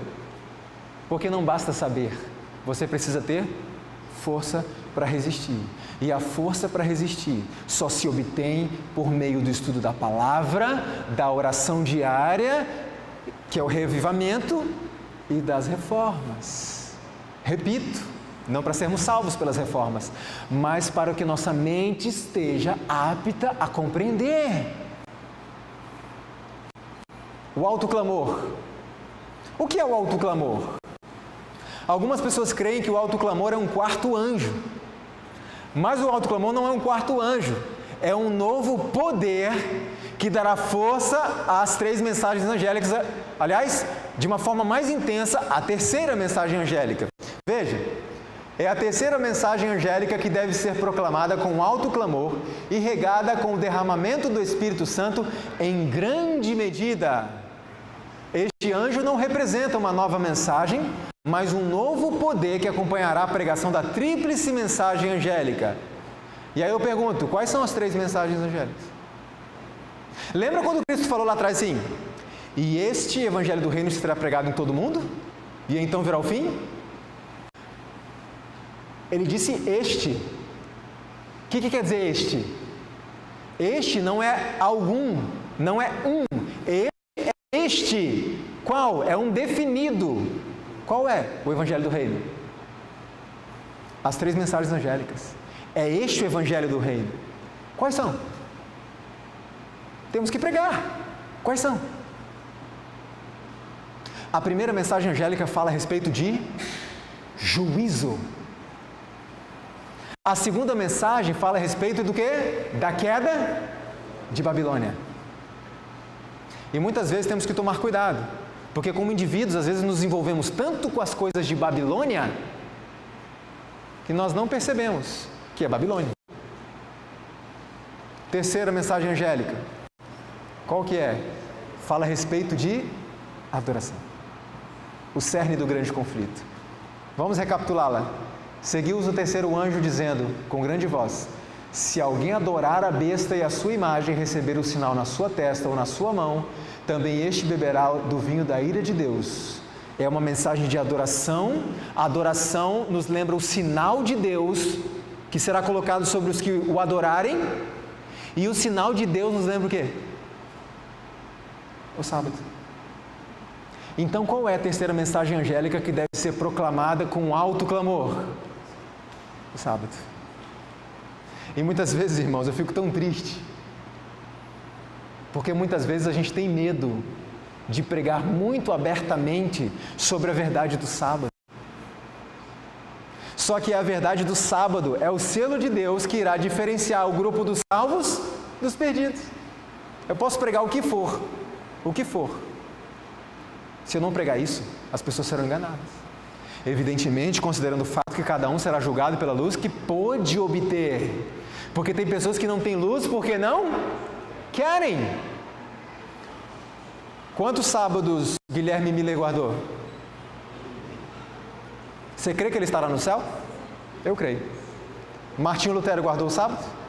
Você crê que ele estará no céu? Eu creio, eu acredito nisso. Então cada um será julgado por Deus pela luz que pôde ter. Não entendemos por que essa luz não alcançou o discernimento de homens tão cultos. Deus sabe. E é por isso que eu fico muito feliz de saber que Ele que vai julgar e não nós. Ele é justo. Agora vejam, a adoração nos lembra o sinal de Deus, que nos lembra o sábado. Devem apresentar mensagens tão fora do comum que o povo seja despertado e advertido. A irmã White está falando aqui sobre um momento em que devemos, por exemplo, lembra das nossas séries de conferências? Lembra, pastor, quando a gente instalava tendas em cidades sem a presença adventista e passávamos 40 dias ali todas as noites pregando o Evangelho? A irmã White fala, precisamos fazer isso. Procurar reunir pessoas e quando estiverem todas reunidas, devemos apresentar mensagens tão fora do comum que o povo seja despertado e advertido. E muitas vezes nós desperdiçamos tempo pregando as mesmas mensagens que as pessoas escutam em qualquer outra igreja. E não pregamos aquilo que é o nosso diferencial. Como eu disse ontem, tudo a seu tempo, mas não podemos deixar de falar. E ouvi outra voz do céu que dizia: sai dela, povo meu, para que não sejas participante dos seus pecados e para que não incorras em suas pragas. Algumas pessoas utilizam esse texto e aplicam, sabe a quem? A igreja adventista. Essa é uma ordem de Deus falando para as pessoas saírem da igreja adventista porque está corrompida. Porque a igreja adventista se tornou Babilônia. E o Espírito de Profecia não diz isso. Não diz isso. Então veja. Lembra que eu falei da apostasia que vai haver por causa da sacudidura? Sabe quem vai tomar o lugar dessas pessoas que saíram? Os sinceros que estão espalhados por todas as denominações religiosas. Deus tem filhos em todas as igrejas. Fiéis, sinceros à luz que tem. E quando vier este clamor final, vai ser a última chamada de Deus. Filhos, saiam de Babilônia e venham para o meu aprisco. Elas sairão de lá, virão em massa para tomar o lugar daqueles que deixaram as nossas fileiras. E vão se unir a nós, para concluirmos juntos a nossa obra, a nossa missão. E Jesus volta. Milhares de milhares que nunca ouviram palavras como essas escutá-las-ão. No capítulo 18 do Apocalipse, que fala do alto clamor, o povo de Deus é convidado a sair de Babilônia. E em que corporações religiosas se encontrará hoje a maior parte dos seguidores de Cristo? Sem dúvida, nas várias igrejas que professam a fé protestante. Apesar das trevas espirituais e afastamento de Deus prevalecentes nas igrejas que constituem Babilônia, a grande massa dos verdadeiros seguidores de Cristo encontram-se ainda em sua comunhão. Você prestou atenção no que você leu agora? Você prestou atenção na seriedade desse texto? Aqui está dizendo, irmãos, que a grande maioria dos fiéis seguidores de Cristo não estão aqui ainda. A grande maioria está lá fora. E como vimos ontem, por que Deus não permite que esse povo venha de uma vez? A irmã White diz, por causa das pessoas na igreja que nunca se converteram, ou aqueles que se converteram e voltaram atrás, e que seriam uma má influência para essas pessoas. Então Deus não deixa. Segura aí, por enquanto. Irmãos, esse texto dói muito no meu coração, porque fazendo um cálculo simples, eu sou levado a concluir que se a maioria dos cristãos fiéis, verdadeiros filhos de Deus, ainda estão lá fora, significa que aqui dentro, a minoria se salvará. E eu pergunto, por quê? O povo de Israel foi a mesma coisa. Ainda que o número dos filhos de Israel seja como a areia do mar, diz a Bíblia, só um remanescente que será salvo. Irmãos, temos tanto conhecimento e tanta luz. Por que só um remanescente será salvo?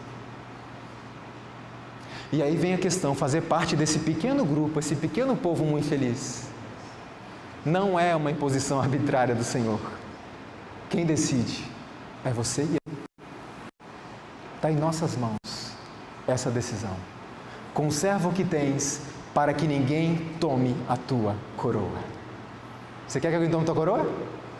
Eu não quero. Então conserva a tua coroa. E aí virá uma perseguição. E o povo já fica arrepiado quando fala de perseguição. Vamos ser perseguidos, vamos sofrer muito. É verdade, é verdade. Mas eu vou repetir, não tenha medo disso. Prepare-se diariamente hoje, não tenha medo disso. Tenha medo do hoje. E por que nós vamos ser perseguidos? Veja, e também todos os que piamente querem viver com Cristo Jesus padecerão perseguições. Ninguém pode ser fiel aos princípios sem despertar o quê? E a oposição começa às vezes no lar, sim ou não? Quando você quer seguir a Cristo piamente é a palavra, você vai despertar oposição. Às vezes no lar, às vezes no trabalho, às vezes na família em geral, e às vezes na própria igreja. Irmãos, isso é certeza. E a irmã White diz o seguinte, sabe por que a perseguição parece adormecida? Em minhas palavras, porque nós não representamos ameaça para ninguém. E ela diz assim, haja um reavivamento entre nós, e os fogos da perseguição se reacenderão. Por que ninguém está perseguindo ninguém? Porque não estamos vivendo piamente em Cristo Jesus. Porque não estamos tomando uma posição ousada em prol da verdade, como dissemos ali, como lemos ali. Quando isso acontecer, e já está prestes a acontecer, o reavivamento verdadeiro, a perseguição vai retomar. E falando de reavivamento verdadeiro, Satanás sabe que está vindo o reavivamento. Sabe por quê? Sabe como é que a gente conclui que ele sabe disso? Porque um dos enganos que ele traria para atrapalhar o reavivamento verdadeiro era trazer um reavivamento falso. E eu pergunto, olha para o meio religioso cristão em geral, já existe um reavivamento falso? Há quanto tempo? Décadas. Isso significa que o verdadeiro está chegando. E para participarmos dele, estudo da Bíblia, oração, reavivamento e as reformas. Por que os fiéis serão tão odiados assim? Mas que coisa estranha. E eu conversando com um colega meu do trabalho, eu falava, rapaz, vai ter um decreto aí, vão querer matar as pessoas que não aderirem a esse decreto. E ele ria de mim, achava engraçado. Eu falei, não, segura aí, você vai lembrar disso. Se você quiser saber um pouco mais, a gente vai conversar. Mas um dia você vai lembrar que eu te falei. E eu espero que ainda com oportunidade. Agora veja, por que a gente vai ser tão odiado? Nós temos direitos humanos. Irmãos, será uma questão de religião? A discussão é religiosa? Não, nunca foi. Assim, né? Em essência ali, não é religiosa. Tende para o espiritual, para a religião, mas a ideia, a conversa não é religiosa. Quer ver só? Os que honram o sábado bíblico serão denunciados como inimigos da lei. Declarar-se-á que seu zelo é teimosia, obstinação e desdém à autoridade. Serão acusados de deslealdade para com a igreja. Isso está escrito ali? Não, para com o governo. Eu pergunto, o que é um inimigo da lei? Criminoso. Simples. Então será estabelecido um dia, porque o mundo está cheio de catástrofes, terremotos, tsunamis, tornados, violência, imoralidade, corrupção, porque as pessoas esqueceram de Deus. E nós precisamos lembrar de Deus. Então vamos escolher um dia para que a humanidade possa parar, as famílias se reunirem, irem à igreja, e vocês vão ver amanhã em que andamento está o decreto dominical. Vem amanhã. Em que pé está? Está perto ou está longe? Vem amanhã que vocês vão ver. Eu vou trazer, irmãos, notícias inclusive deste ano. Então veja.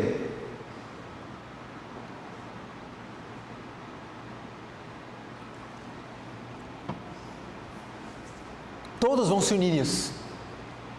Aliás, não vão se unir, né? Amanhã eu vou mostrar para vocês. Já estão unidos. As outras igrejas já estão unidas. Se você está esperando o ecumenismo, a união das igrejas como uma profecia do tempo do fim, já aconteceu. Eu vou mostrar amanhã, inclusive por meio de documentos assinados entre denominações. Então veja só que interessante. Todo mundo vai se unir por essa causa. É uma causa bonita ou não é? Linda!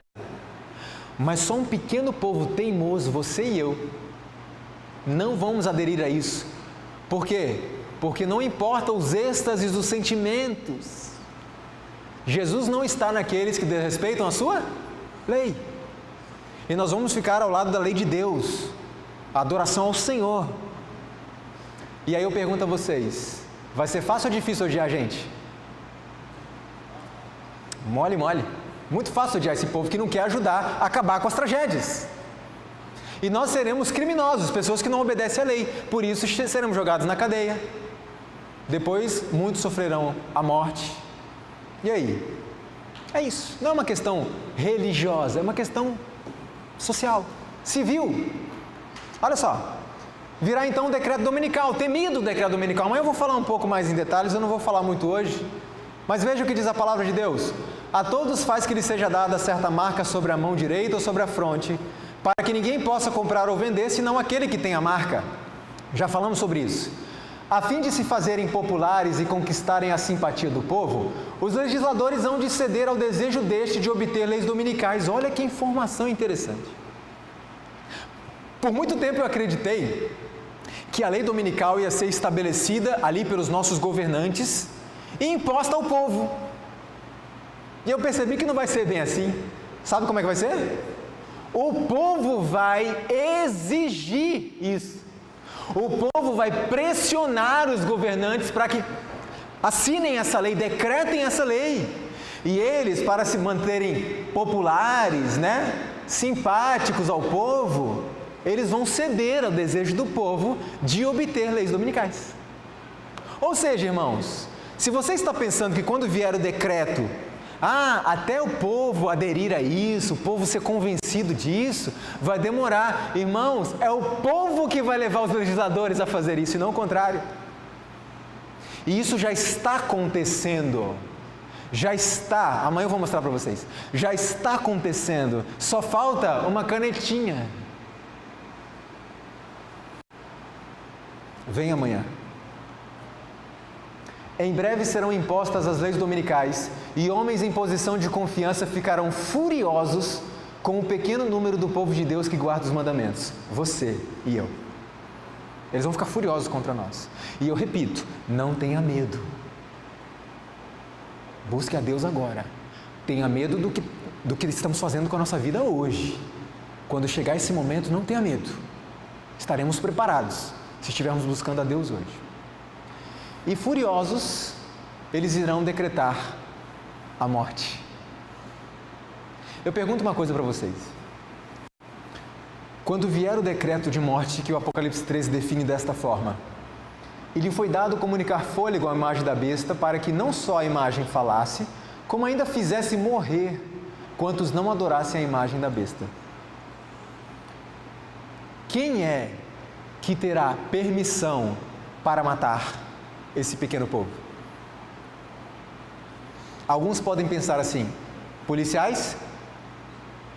O exército de repente?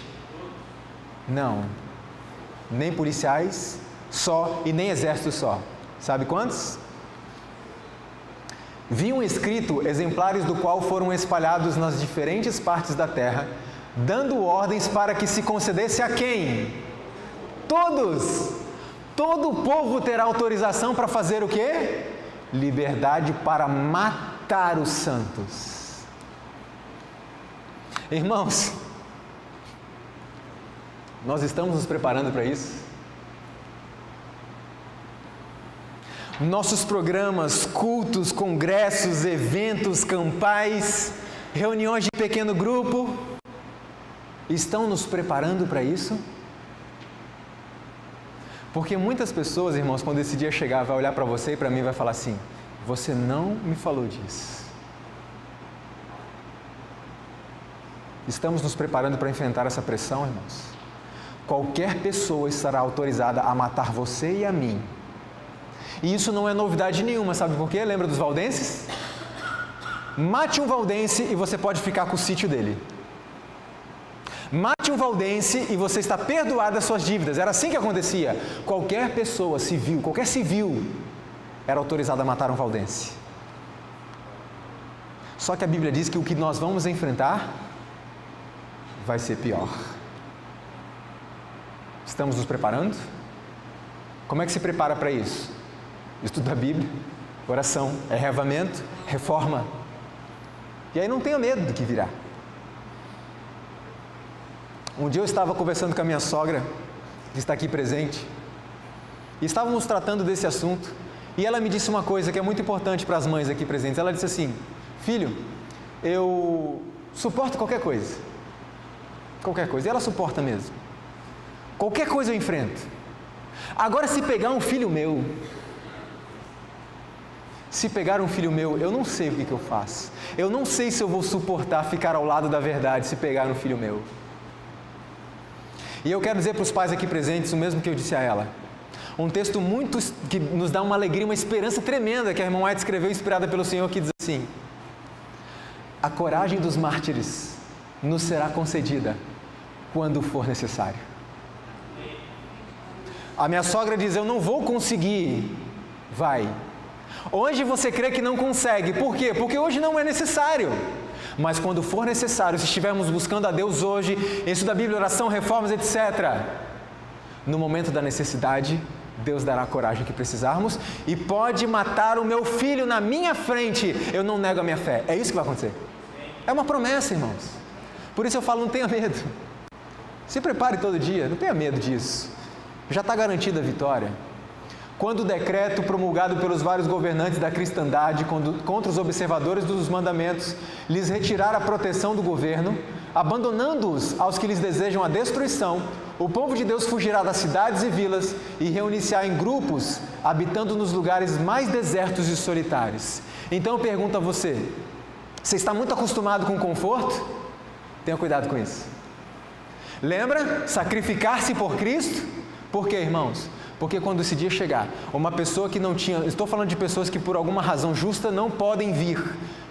Mas aqueles que podem estar na igreja, eu repito, numa quarta-feira à noite, e escolhem não vir, quando vier a perseguição, vão abandonar tudo, o conforto, a casa, o carro, e vão fugir para as montanhas, sei lá para onde, não sei nem que hora eu vou comer, que hora eu vou beber?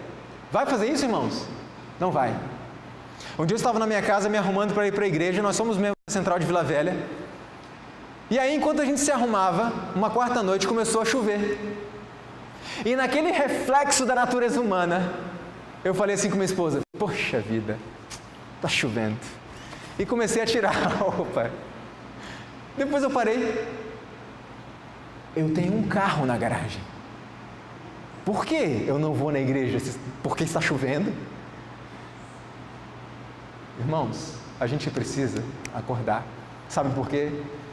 Nós estamos dia a dia sendo treinados para enfrentar a crise final e encontrar o Senhor quando Ele vier, ou para nos ajoelharmos diante da estátua quando for erigida. Nós estamos sendo treinados hoje.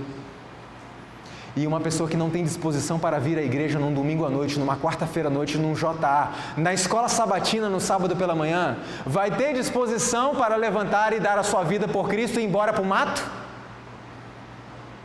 Por que não? Porque foi treinado. Foi treinado para não fazer isso. Então faço mais uma vez o apelo, irmãos, valorizem a igreja. Venham para a igreja. Assistam os cultos, participem dos cultos. E se o pastor Joel, o Honoraldo, os demais anciãos e líderes precisarem da ajuda de alguém, por favor, ajudem. Eu ouço muitas pessoas falando, aquele de novo. A irmã ali dirigindo o louvor de novo.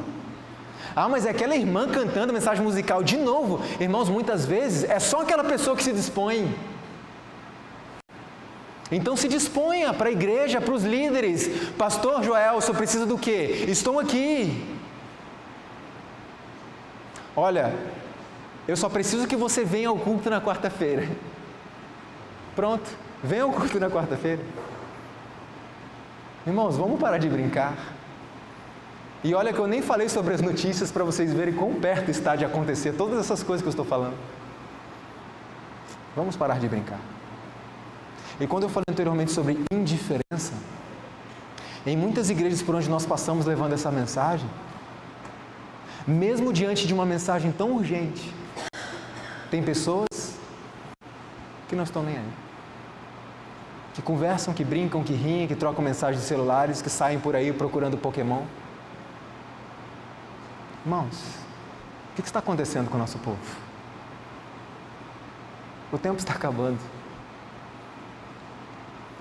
Veio a multidão dos ímpios cheios de ira. Olha só a promessa. E atrás uma multidão de anjos maus compelindo-os a matar os santos. Isso quando for decretada a morte. Antes que pudessem, porém, aproximar-se do povo de Deus, os ímpios deveriam passar primeiro por uma multidão de anjos poderosos, e isso seria impossível. Lembra que eu falei várias vezes? Não tenha medo do que virá. Tenha medo do que você e eu estamos fazendo com a nossa vida hoje.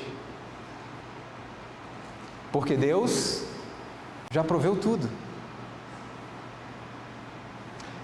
O decreto de morte virá. Os anjos de Deus protegerão os filhos de Deus. Ninguém será morto depois do fechamento da porta da graça. Antes disso, a irmã White deixa clara: muitos serão mártires ao permanecerem em defesa da verdade. Por que o martírio? Por que Deus permite que um santo, o filho dele, seja morto? Para testemunho. Irmãos, você pode pensar, mas não é injusto? Deus permite que o coitado morra para poder converter uma outra pessoa. Irmãos, injusto.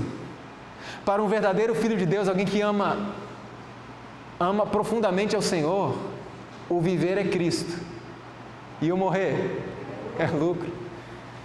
Para aqueles que amam a Cristo, morrer por Ele é a maior honraria que eles poderiam receber. E aí, se Cristo dissesse assim: Igreja de Jardim da Penha, eu preciso de pessoas para morrerem, para darem testemunho. Por que morte? Porque é a forma que nós temos, a forma mais intensa que temos de mostrar que levamos a nossa mensagem o quê? A sério, é morrer por ela. Eu preciso de pessoas aqui para morrer. Quantos levantariam a mão? O verdadeiro Filho de Deus, ele levanta a mão: Senhor, eu quero ter esse privilégio de morrer por Ti. E no céu vai haver um grupo especial que terá nas bordas das suas vestes o quê? Uma tarjazinha vermelha. Quem são esses? Os que morreram por Cristo. Que amor é esse, irmãos? Cristo vai honrá-los por toda a eternidade. Aí eu pergunto: alguém vai ficar com inveja deles? Não. Pessoas vão ficar felizes. A gente tem um pensamento muito humano. Quando o homem caiu, Cristo foi ter uma entrevista com o Pai. E por 3 vezes, está relatado na história da redenção, por 3 vezes Cristo foi conversar com o Pai. Não digo que Ele foi conversar para saber: e agora, o que nós vamos fazer? Não. Deus nunca é pego de surpresa. Eles foram ali tratar deste assunto. E os anjos do lado de fora assim, ansiosos. O que está acontecendo? O que eles vão fazer? Quando Cristo saiu pela terceira vez, Ele relatou aos anjos o que Ele faria. Eu vou descer à terra, vou viver uma vida assim, assim, assim, e vou morrer pelo ser humano, para que eles possam voltar. Quando eu li aquilo, eu já pensei assim, parei a leitura e pensei, com certeza os anjos ficaram indignados.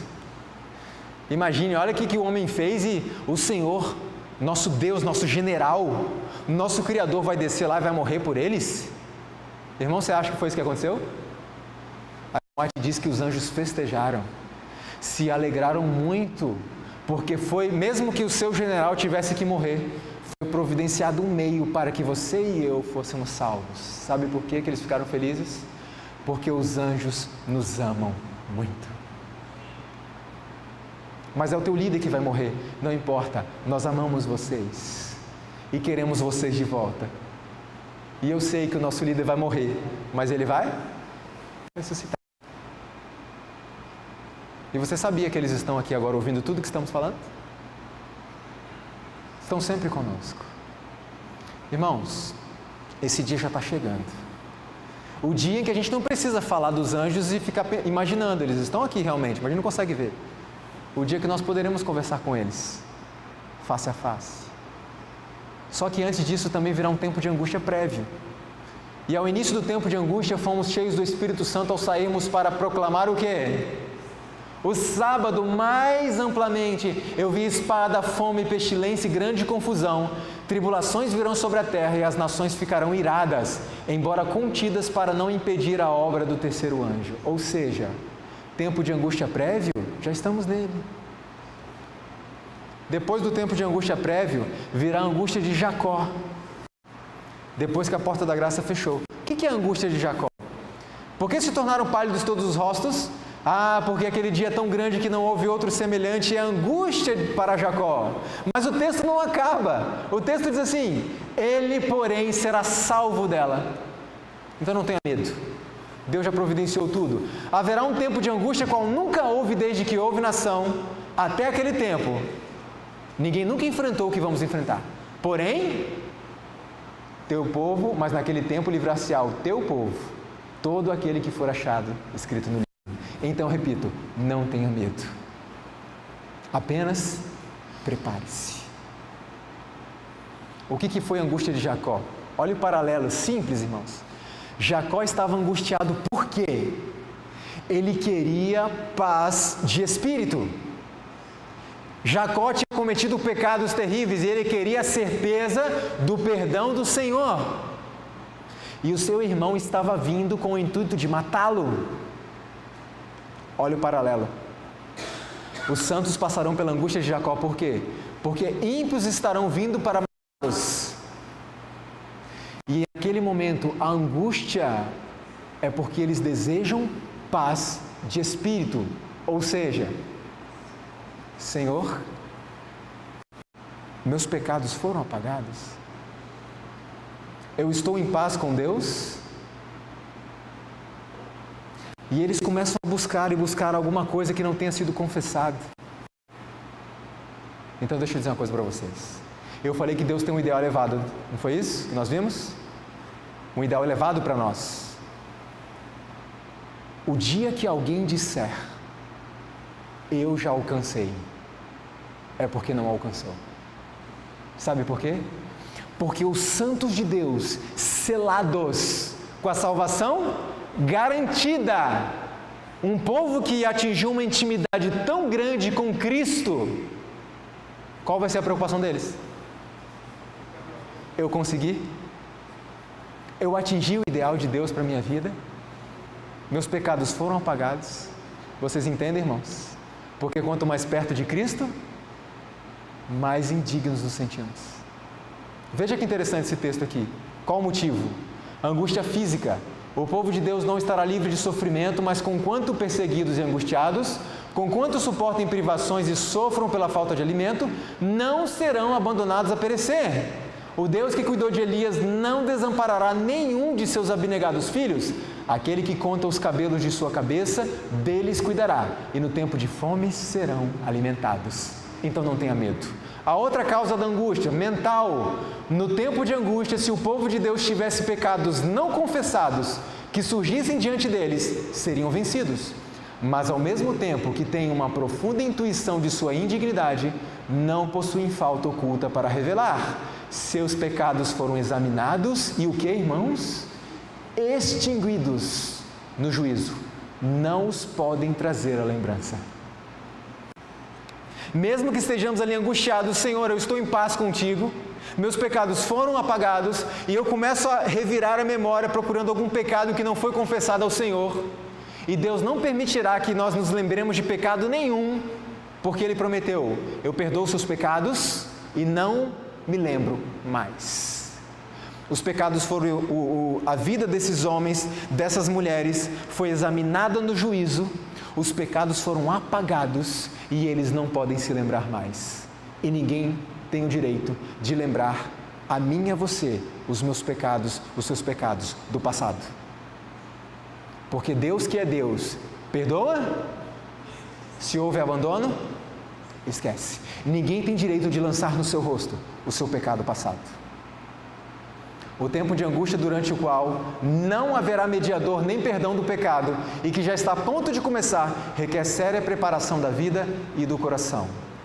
E aí, para nós encerrarmos, viram as 7 pragas. Eu não vou falar sobre as 7 pragas, mas o que é interessante para a gente compreender nas 7 pragas é o seguinte: quando o dilúvio foi derramado sobre a terra, a irmã White relata que Satanás temeu pela sua vida. Ele ficou com medo de morrer ali. Irmãos, por que Satanás, que é um ser sobrenatural, ficou com medo de morrer num dilúvio? Sabe por quê? Porque naquele momento ele teve a oportunidade de presenciar como nunca antes a ira de Deus contra o pecado. E ele pensou: Deus está tão irado com o que eu fiz neste mundo que vai sobrar para mim também agora. Não é contra o pecador, é contra o pecado. Agora eu pergunto, por que tantas pessoas morreram?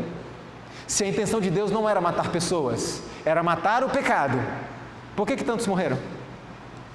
Porque no momento do dilúvio estavam agarrados ao quê?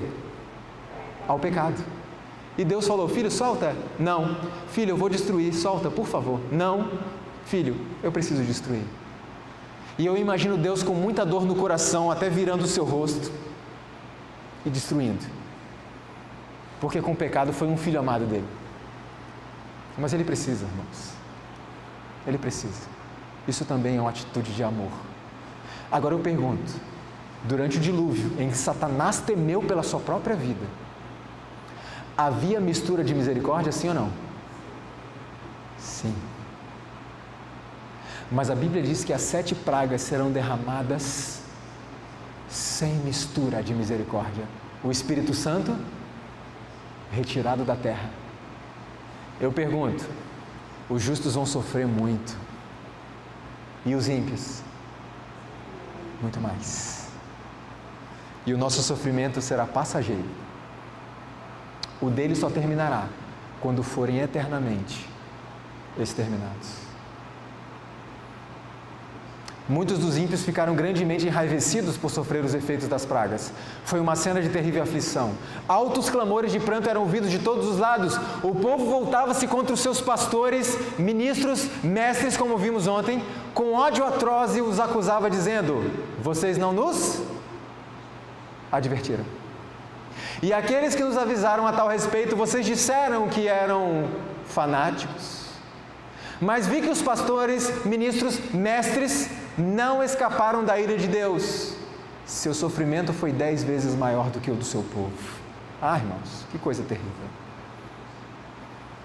Não deixe que quando esse dia chegar, alguém vire para você e diga: você não me advertiu. Você me deixou viver como eu queria, dentro e fora da igreja, e não me disse nada. E agora estamos perdidos. As espadas que deveriam matar o povo de Deus são agora empregadas para exterminar os seus inimigos. Por toda parte há contenda e morticínio, chacina. Nas visões da noite passou diante de mim uma cena muito impressiva. Vi uma imensa bola de fogo cair no meio de algumas lindas habitações, destruídas imediatamente. Ouvi alguns dizerem: sabíamos que os juízos de Deus sobreviriam à terra, mas não sabíamos que viria tão cedo. Outros, com acento de voz agonizante, diziam: os senhores sabiam, por que então não nos disseram? Por toda parte ouvi pronunciarem-se semelhantes palavras de reprovação. Você sabia, por que não me disse? Você sabia, por que não me disse? E durante as pragas, irmãos, os que tiveram oportunidades para ouvir e aceitar a verdade e se uniram à Igreja Adventista do Sétimo Dia, considerando-se o povo de Deus que guarda os mandamentos, mas não possui mais consagração a Deus do que as igrejas nominais, serão atingidos pelas pragas de Deus tão verdadeiramente como as igrejas que se opõem à sua lei. Nesse momento, muitos adventistas do sétimo dia receberão as pragas. O que faltou para eles? Consagração. Bíblia, oração, reformas, obediência à verdade revelada. Enquanto as pragas caírem sobre a terra, os ímpios estarão sofrendo tremendamente. E os justos? Protegidos sob a mão do Senhor. Nenhum mal te sucederá, nem praga alguma chegará à tua tenda. Não tenha medo, estaremos protegidos. E a batalha termina. Jesus vem e leva os seus filhos para o lar. Irmãos, pensem numa coisa. Eu vou dar um exemplo simples e banal. Quando você tem uma enxaqueca muito forte, qual é a sensação quando a enxaqueca passa? Que sensação boa, sim ou não? Que alívio. Agora imagina quando nós estivermos na meia-noite da história da humanidade, ou seja, o momento mais escuro, da provação mais severa que você já passou na sua vida. E de repente nós olhamos para o alto e vimos o quê? E vemos o quê? Uma nuvenzinha branca, do tamanho da metade da mão de um homem. Vai ser melhor ou não do que a sensação que se tem quando passa uma enxaqueca? E você sabe muito bem, porque você estudou isso, que aquela nuvenzinha não é uma nuvenzinha. São milhares de anjos escoltando o Salvador. Irmãos, que sensação que isso vai dar. Sabe aquele... Acabou. E eu vou poder olhar para você e dizer: irmão, deu certo. Pelo sangue de Jesus Cristo, conseguimos. Irmão Sansão, foi duro, foi difícil, mas conseguimos. A vitória agora está completa. Pelo sangue de Jesus Cristo, conseguimos. Pastor Joel, sinto muito, mas você não vai ser o nosso pastor mais. Nós teremos um pastor agora, Jesus Cristo. Pastor, eu sei que foi difícil a batalha. Eu sei que foi difícil conduzir congregações. Eu sei que foi difícil conduzir uma associação. Mas, pastor, deu certo. Deu certo. Acabou. O grande conflito terminou. Pecado e pecadores já não existem. E aí Cristo vem com os seus anjos. E vamos ascender com Ele aos céus. Irmãos, Cristo virá com todos os seus anjos. E preste atenção nisso, porque os anjos agora estão ouvindo atentamente o que eu vou falar e estão ansiosos aguardando a resposta de vocês, a resposta interior, na mente aqui. Todos os anjos virão com Cristo, todos os anjos estarão aqui, mas muitos anjos voltarão para o céu sozinhos. Anjos que foram comissionados pelo Senhor para passar anos neste mundo e poderiam estar lá no céu. Mas eles estão aqui agora, do meu lado, do seu lado, batalhando intensamente pela nossa salvação.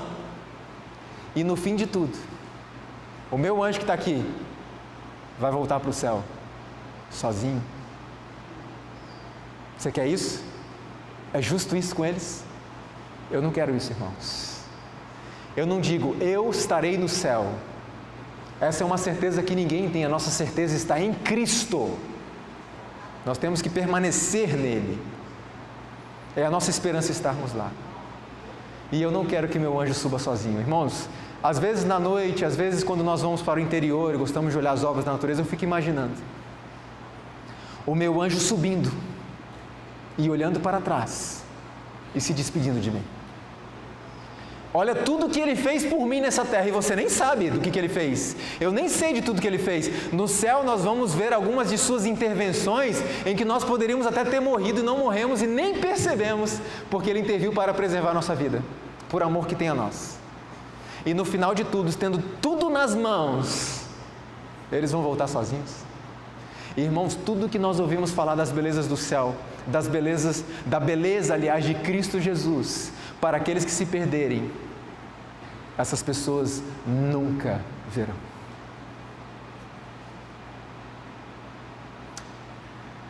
A Bíblia diz que Deus enxugará dos olhos, mas eu pergunto, quando? Você indo para o céu, passará 1000 anos investigando os livros e compreendendo porque o seu filho, porque o seu pai, porque seu cônjuge não foi para o céu. Eu pergunto, irmãos, isso vai nos entristecer ou não? Irmãos, isso vai nos entristecer profundamente, e principalmente porque neste momento nós estaremos vivendo um amor perfeito. Quando a cidade santa descer, os ímpios cercarão o acampamento do Senhor, com Satanás incitando-os a tomar a cidade. Não sei como será a cena, mas às vezes eu imagino que pode ser que eu veja alguém que eu amo muito do lado de fora. E quando você lê a Bíblia, você encontra o texto, então, ou eles enxugará dos olhos toda lágrima, depois do milênio. Depois do juízo final, depois da condenação definitiva de todos os ímpios. Então lhes enxugará dos olhos toda lágrima. Por quê? Investigamos os livros, a justiça de Deus foi reivindicada, foi vindicada diante do universo. Compreendemos plenamente e agora Deus pode? Acabou, filho. O texto continua dizendo que a morte o quê? Agora eu pergunto, durante o milênio ainda existirá morte, sim ou não? Sim. Depois que Satanás foi destruído, todos os ímpios, a morte diz que será o último inimigo a ser vencido. Aí sim, Deus enxugará dos olhos toda lágrima e a morte já não mais existirá. Esse dia está chegando. Está muito perto. E eu quero estar lá com você. Para isso nós precisamos nos preparar hoje. Repito, não tenha medo do que está vindo por aí. Se prepare a cada dia. Que o Senhor nos abençoe.